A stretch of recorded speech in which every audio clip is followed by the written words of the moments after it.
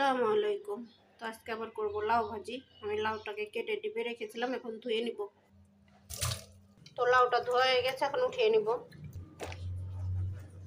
আমি চুলায় একটা কড়াই বসিয়েছি, এখন চুলাটা ধরে দিচ্ছি। কড়াই গরম হয়ে গেছে, দিয়ে দেবো তেল।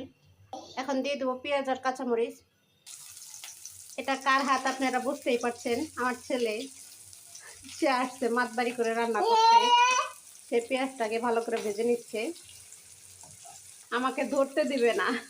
দিয়ে দিচ্ছি সামান্য একটু রসুন বাটা, আর দিয়ে নিচ্ছি সামান্য একটু আদা বাটা। দিয়ে দেবো লবণ, দিয়ে দেবো হলুদের গুঁড়া, ধনিয়া গুঁড়া, জিরার গুঁড়া।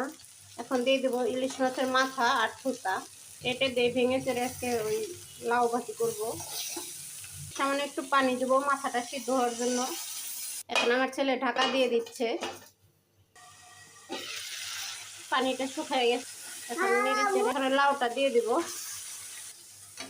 লাউ দিয়ে ভালো করে লেড়ে চেড়ে মিশিয়ে নেব।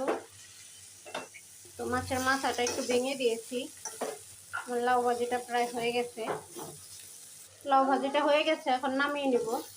তো লাউ ভাজি ভাজা কেমন লাগলো কমেন্টে জানাবেন, আর আমার চ্যানেলটাকে সাবস্ক্রাইব করবেন। ধন্যবাদ।